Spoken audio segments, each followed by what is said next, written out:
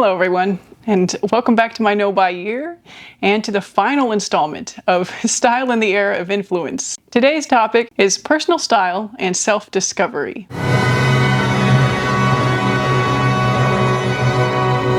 Today I chose to wear an outfit that I would actually wear at home, even if I wasn't going to go anywhere, and so I have no shoes on. I have my Pollen number 8 more as a source of comfort here in my lap than for any practical use, because if I was just going to stay home I wouldn't need a purse.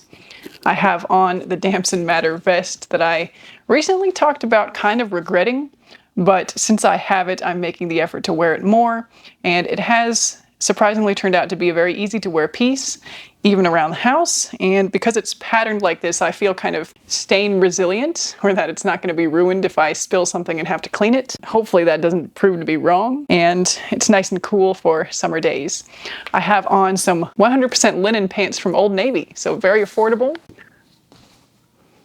Do a little bit of that, just in case I didn't manage to capture a full body shot for you. I have on, I think I had these on last time too, these are just the Bottega Veneta dupes. They were trending a while ago, and still that silver Nordgreen watch to tie in with the silver.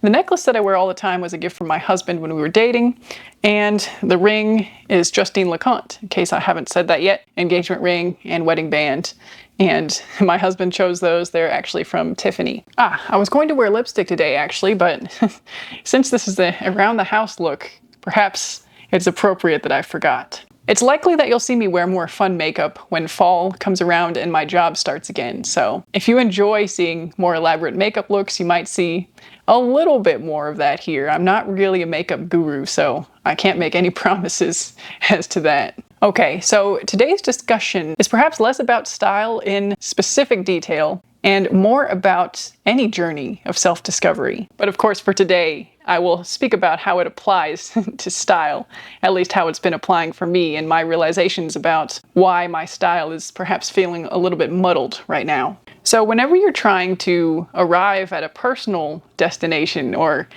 experience some personal growth and change, I think we have to be mindful of watching other people's examples and what we take from that. I know I'm guilty of watching other people do things that I also want to do and feeling this sense of having been a little bit productive towards that thing, even though I've done nothing. I feel like I've learned something, and I feel like perhaps I've experienced something vicariously, but it doesn't actually replace doing the work for yourself, doing the exploration for yourself, doing the reflections on yourself. I find with style channels, with fashion influencers, or people online, they often portray a sort of destination. I know style is not something that has a destination, but oftentimes these people are coming from a place of having a more defined style, of being happier with their style than me, at least, of having more comfort that they have found a style that represents them, and watching somebody present from this place on their path, on their journey, is not necessarily always helpful for somebody on my area of the path. And again, Captain Obvious has entered the room. But this is a mistake of thinking that I made a lot in the past. And it would make me feel bad sometimes when I would fail or I would make mistakes in my style purchases especially. I would buy things and then find they didn't work and have to declutter them, resell them, or whatever.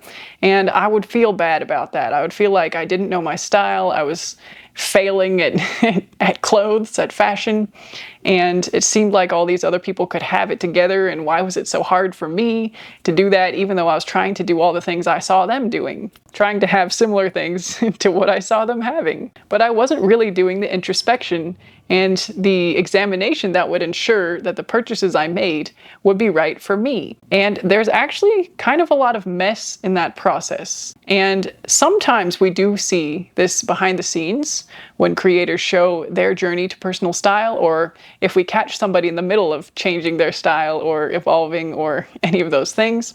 But a lot of the times we're not presented with the mess. We're presented with the final, the aesthetic, the completed project, at least on that day. You know, even this video, one could argue, is an edited version of me sitting on this chair talking to you. You won't see the 10-second pause I took between articulating ideas, or the false starts that I've had of even just then, I said articulating twice because I started and stopped. But there's a lot of these things that you won't see simply because it's not as engaging to watch.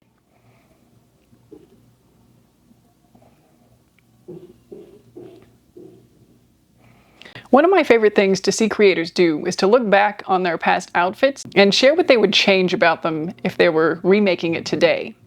Daily Helen has done this. I think many creators have actually done this, but I remember hers in particular because I feel like her outfits before I would have never thought were bad.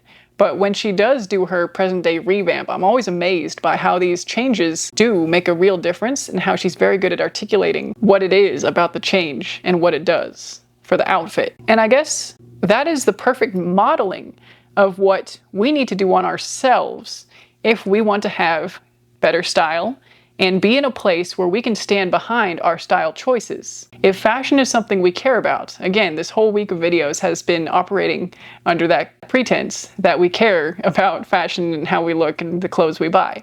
So if fashion is something that we care about, then we also need to care about doing the work that ensures that we can truly enjoy our fashion to the fullest. So not just watching other people show their work and show their results, but actively doing the work and showing our results. Now, we don't have to be posting this publicly online, but I will say that things did change for me after seeing myself share some outfits way back in my spring capsule. A lot of times, it actually made me think I had better style than I thought I did. And again, this is completely subjective, and you might not like my style, might totally be not on the same page as you are or what you think looks good, and that's totally fine. But the strength of my conviction in my outfit choices went up a little bit after seeing myself represented in what I wore. It also helps that when you're editing a video, you do have the power to cut something out if you think it truly looks bad. So there is that little bit of security in knowing that you can learn these things without misrepresenting yourself and what you think looks okay on you. And I totally understand that some of the pieces that I wear are possibly love it or hate it pieces. The yellow chunky sneakers I have are probably a love it or hate it. The penguin t-shirt is probably a love it or hate it. Possibly even this vest is a love it or hate it. But after seeing what I look like from the third person, from the outside view in all of these pieces, I'm more convinced that I love it rather than hate it. And okay, maybe some things aren't a love it or hate it, but there are some instances as well when I was trying to wear everything in my wardrobe at the beginning of this year, where I would put something on and I would think, this is not quite right. I don't love it. I might not hate it, but I don't know whether I liked it enough to warrant keeping it. Some of those items are what I decluttered earlier this year, and some of them I'm holding on to in order to declutter slowly and thoughtfully and not fall into mistakes. I would love to have a much smaller and more curated wardrobe that was more cohesive in style, but I know that I'm going to have to do the work to get there and not fall into the traps of decluttering for the sake of it, possibly getting rid of things that I regret and repurchasing them later, heaven forbid. And I don't want to do that again. That's what I did before. That's where I was before this no-buy year. And I want to move forward in a better way than that. So this is not going to become a style channel by any means.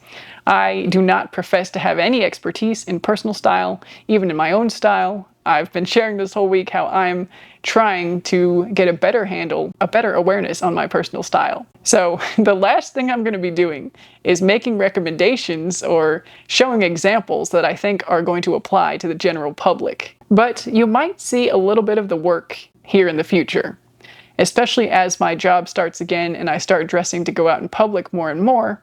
You might see a little bit of my style exploration, and it kind of relates to the no-buy because the things that I let go of, the things that I might realize that I want to bring in after no-buy is over, these things might come up as a result of doing this kind of work in my wardrobe, which has in the past been my biggest area of problematic spending and shopping. But the goal of sharing anything that I might eventually share is to get to the true result of a more defined personal style for myself, and no longer be relying on copying elements of somebody else's. And I think it's time for me to take a little bit of a break from information gathering, watching the content that I used to love, because I need more information about myself right now. And while educating myself on the theory of dressing, different systems, the knowledge that people have about style and what looks certain ways, what gives certain vibes, looking at inspiration on other people, making Pinterest boards and searching, even looking at the latest trends, all of that is pretty fun to do for people who like fashion. And as I talk about it now, I don't know that I'm going to be fully abstaining from any or all of these things, but I'm going to be approaching them differently. I'm going to remind myself that in my history of consuming this kind of content and media, it has not been an effective way to determine my own personal style, or learn how to truly reflect my identity through the clothes that I wear. So I guess, this is a twofold process. Firstly, of determining more strongly my identity and my values, and then learning how I can express that better and more consistently through the clothing that I wear. And I'll be keeping that in mind when I do try to apply some of the more popular methods and systems that exist for exploring fashion. Like the 3-word method that I talked about a few days ago. I don't think that I'm totally tossing all that information out the window, but I think I will go forth and use those things in a much more conscious way, especially now that I've taken a break from adding new things at the same rate that I had been before. I have the time and the space to play with what I have and experience the true joy of my clothing and eventually my style. And I guess when I think of it, removing the buying and the shopping and the wanting things might have been the most important piece in this exploration of personal style. I know I said that in the first video, and I've maybe mentioned it along the way here, but it gives me more confidence to explore the principles of style, to do more information gathering, actually. So I might be going back on what I said about being more careful and limiting that. I think I have more freedom now to do that because I've removed the endpoint of buying something. My attention is not going to be redirected into a purchase. My attention is purely on gathering the information that I can try, finding experiments and challenges to try. Like the capsule wardrobe was my first wardrobe experiment, and I discovered for many reasons why I didn't love that experience of restriction in a way, but also having to know what I wanted to wear before the season even really began. It might also have been harder because I have so many pieces in my wardrobe to begin with, and sifting through all of them and deciding what the 30 or 40 pieces were going to be was a challenge in itself. But I'm looking forward now more, especially having talked about this for a week, to exploring some of these style methods that exist. I look forward to reading about your experiences with your personal style if you care to share them in the comments, and learning how to appreciate the beauty of clothing and style and fashion in a more conscious way, in a way that's more sustainable for the long term. And I guess the last thing I'll share for this week of style content is something I saw on TikTok last year, at the end of last year, that really stuck with me. It was this creator, and he was saying, "Not every day needs to be a sleigh." And I love that idea so much. As a practical, realistic person that also likes to dabble in style, but feels like, for whatever reason, I can't do that every day. Not every day has to be a sleigh. All right, I'll see you in the next one. Bye for now.